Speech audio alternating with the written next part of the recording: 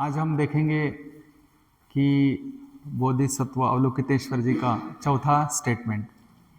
तो हमने अभी तक 3 उनके जो स्टेटमेंट्स है वो देखे हैं।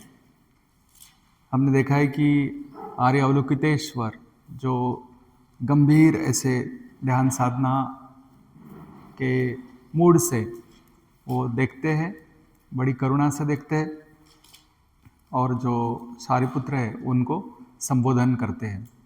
हमने देखा है कि ये हमारे ही मन के अलग अलग हिस्से हैं, ऐसे हम उसको देख सकते हैं। एक बहुत ही उच्च विकसित मन है और एक जो है सामान्य तौर पर का मन है। तो और उनके बीच में जो द्वंद्व चल रहा है उसका हम यहाँ अभ्यास करने की कोशिश कर रहे हैं। तो सबसे पहले तो जो थेरवाद का जो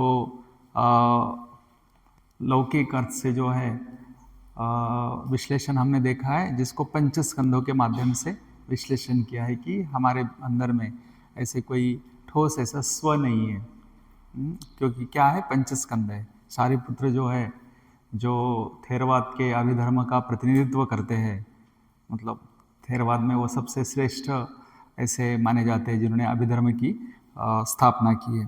तो उनको अवलोकितेश्वर कहते हैं कि भाई ये पंचस्कंद भी जो है वो मतलब शून्य है, इसमें कुछ नहीं है, ये भी अंतिमता मतलब परिवर्तनशील है।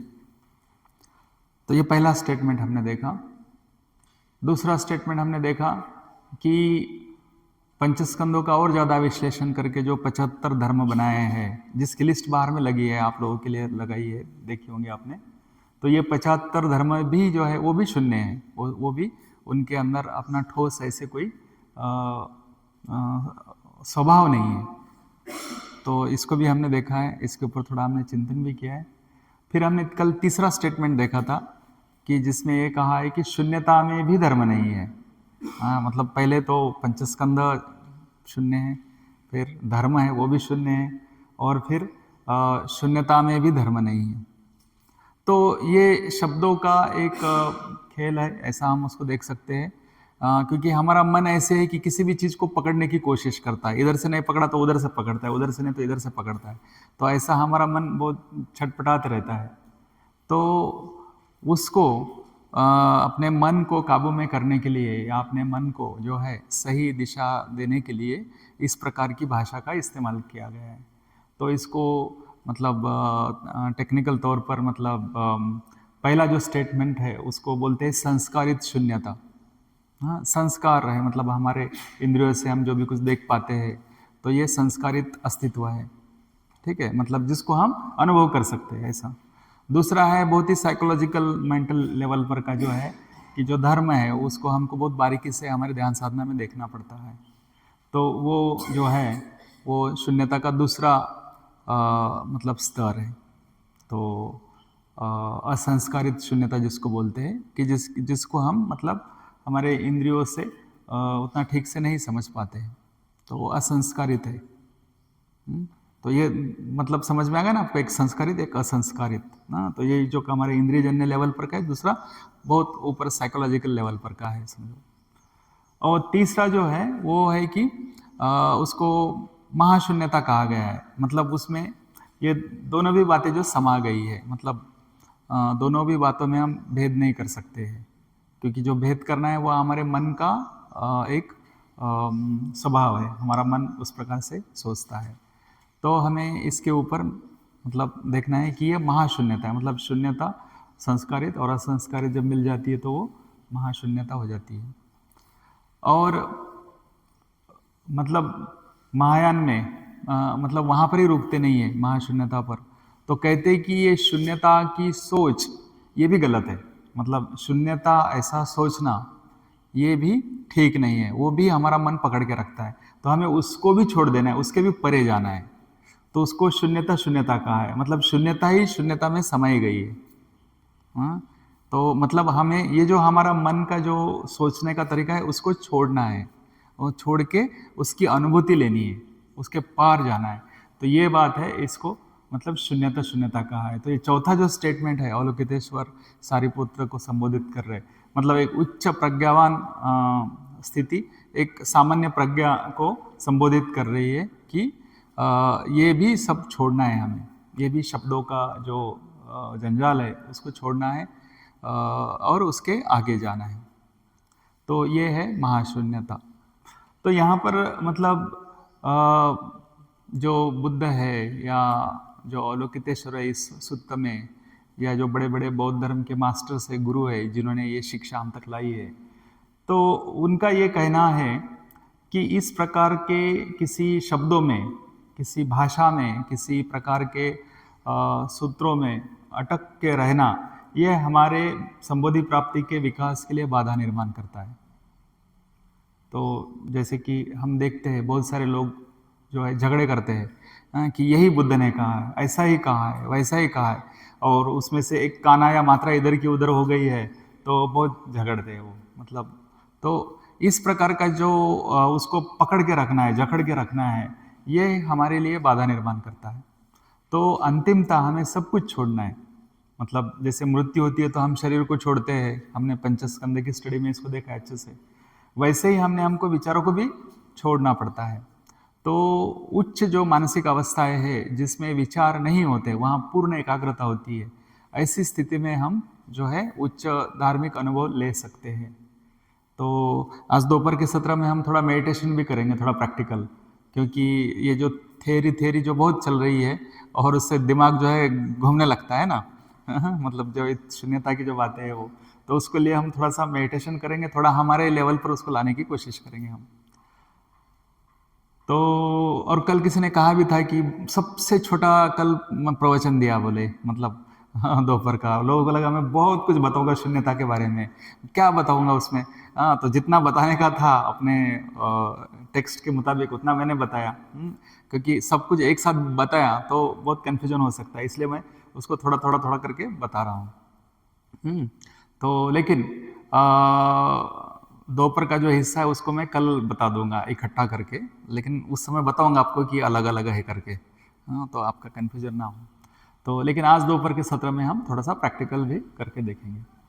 तो यहाँ पर फिर ये जो चौथा स्टेटमेंट है शून्यता का, कि शून्यता को भी हमको छोड़ना है।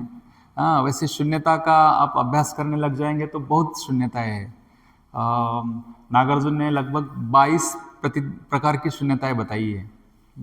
तो अभी तो यहाँ पर हम मतलब 3 प्रकार की शून्यता देखते देखते हमारे पसीने छूट रहे हैं। आपके छूट रहे कि नहीं पता नहीं, लेकिन मेरे तो जरूर छूट रहे हैं।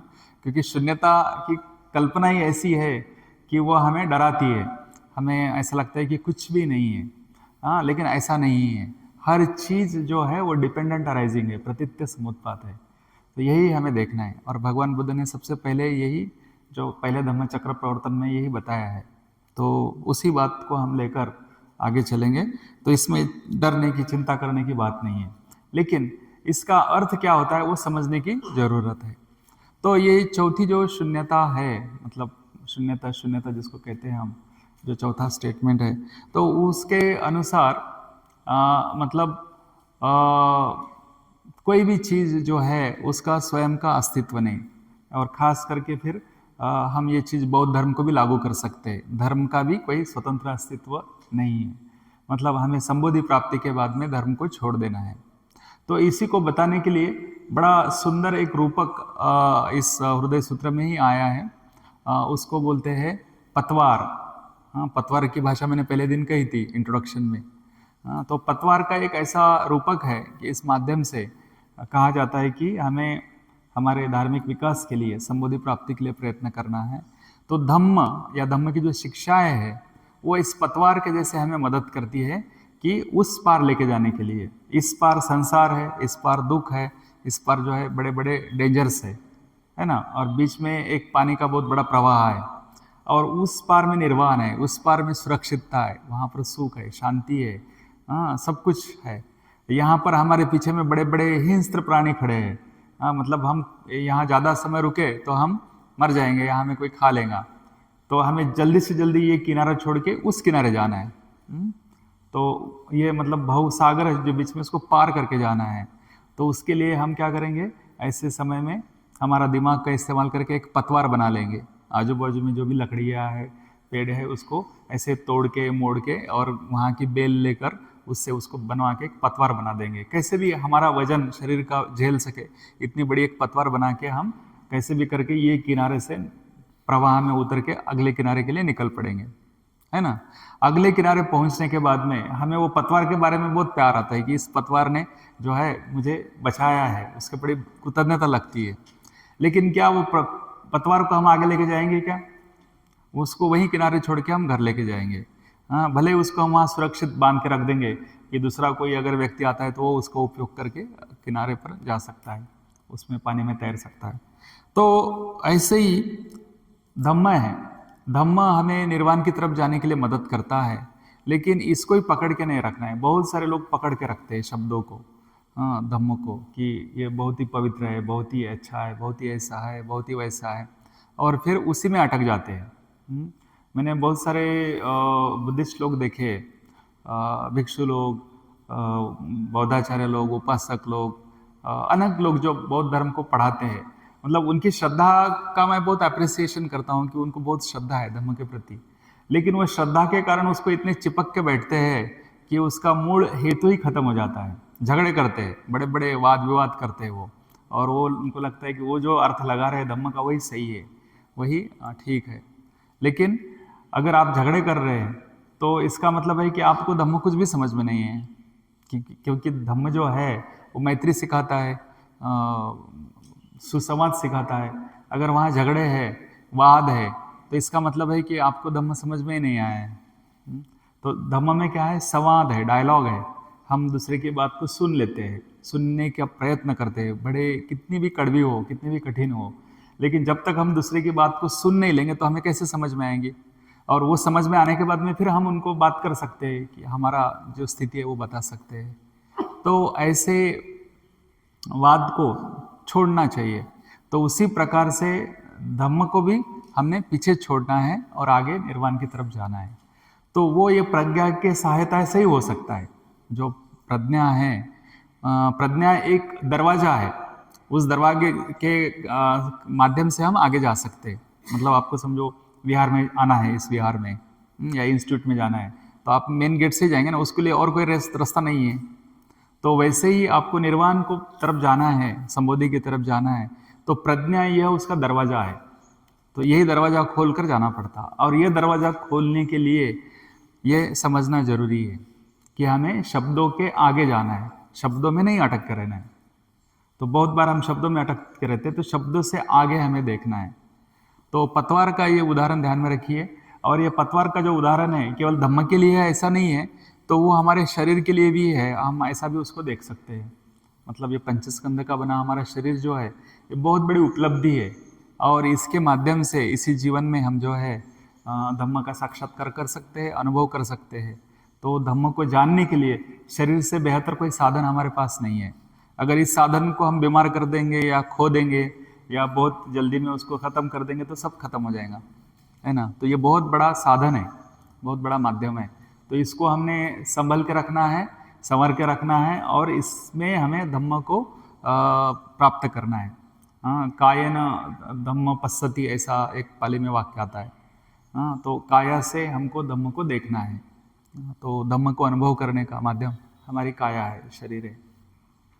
तो या इसमें और भी एक उदाहरण है, मतलब धम्म की तरफ देखने के लिए इसी में है। उसको कहा है कि जो मतलब उसको अंगुली निर्देश कहते हैं, या बुद्ध की क्या बोलेंगे उसको, फिंगर पॉइंटिंग टुवर्ड्स मून।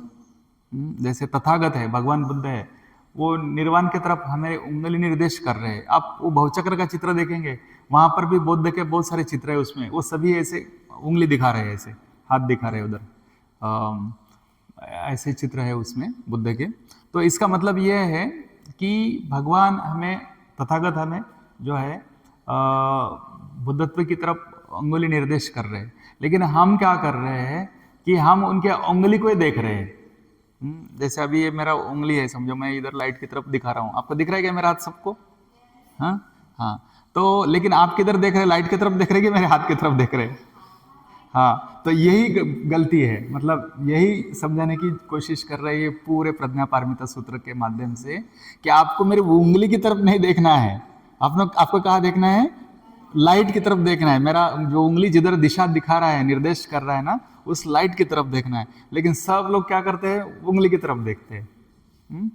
तो इस मतलब उदाहरण से भी हमें समझने की कोशिश करना है कि धम्म जो है वो केवल अंगुली निर्देश है, हाँ, निर्वाण की तरफ, बुद्धत्व की तरफ, एक मतलब अच्छे जीवन की तरफ, पूर्ण जीवन की तरफ।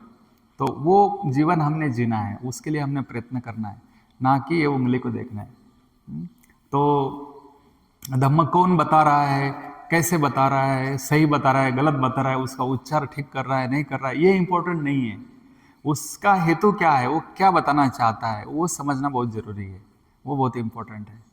तो इसलिए ये जो चंद्र की तरफ दिखाई गई उंगली, इस रूपक से हमने ये देखना है कि हमें चंद्र की तरफ देखना है, हमें चंद्र की जो शीतल छाया है, उसका सौंदर्य है, उसका हमें आनंद लेना है, ना कि वो उंगली देखनी है। तो ये बहुत सुंदर उदाहरण है।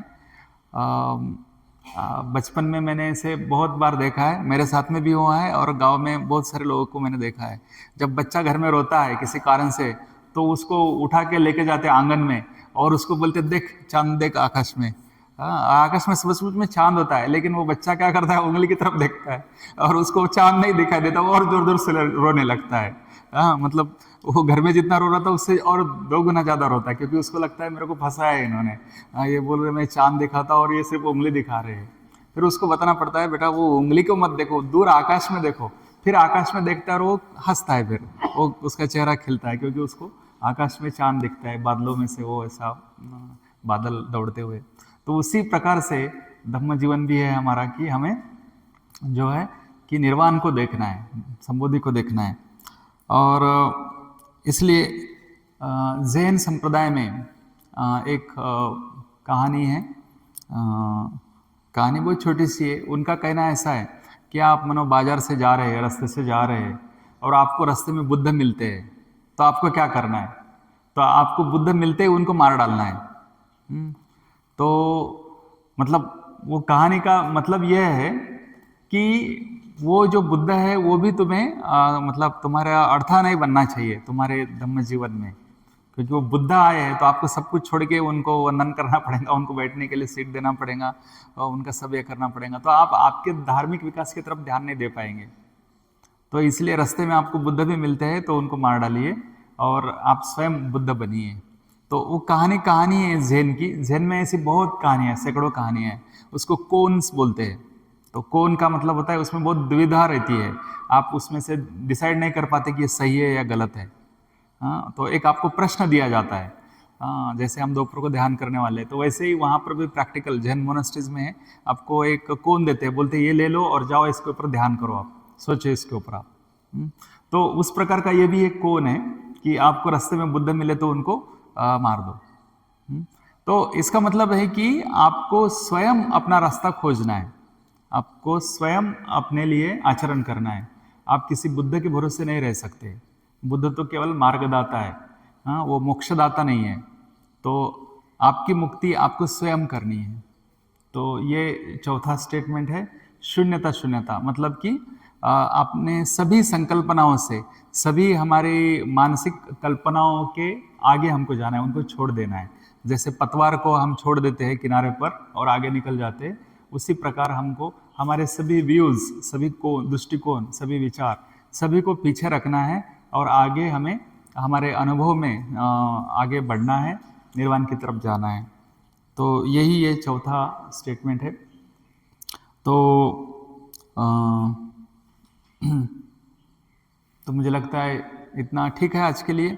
तो आज मैंने बहुत सारे आपको बातें बताई है, उसके ऊपर आज चर्चा कर सकते हैं। खास करके शून्यता, शून्यता कैसे समझना है, तो ये शून्यता की जो भाषा है वो कैसी है, वो उसके ऊपर चर्चा करना है। और पिछले कुछ मुद्दे रहे तो उसको भी आप डिस्कस कर सकते हैं। उसके बाद में जो पतवार का उदाहरण मैंने दिया है उसके ऊपर अच्छे से आप गौर कर सकते हैं, चर्चा कर सकते हैं कि धम्म पतवार के जैसे कैसा है। धम्म को तो हमको सीखना है लेकिन उसको छोड़ना है, आगे जाना है। तो बहुत सारे लोग जो है किस प्रकार से इसमें बंधे हुए अटके हुए हैं, तो इससे हमारा विकास कैसे रुक जाता है। तो ये हम आम जीवन के उदाहरण देखकर भी देख सकते हैं। आप सोच सकते हैं आजू बाजू में अपने क्या हो रहा है, तो लोग कैसे इसमें फंसे हैं किस प्रकार से, और हम उसमें नहीं फंसना चाहिए। तो पतवार का ध्यान रखना है। और दूसरा जो चंद्र की तरफ उंगली निर्देश किया है, तो उस उदाहरण को भी देखना है।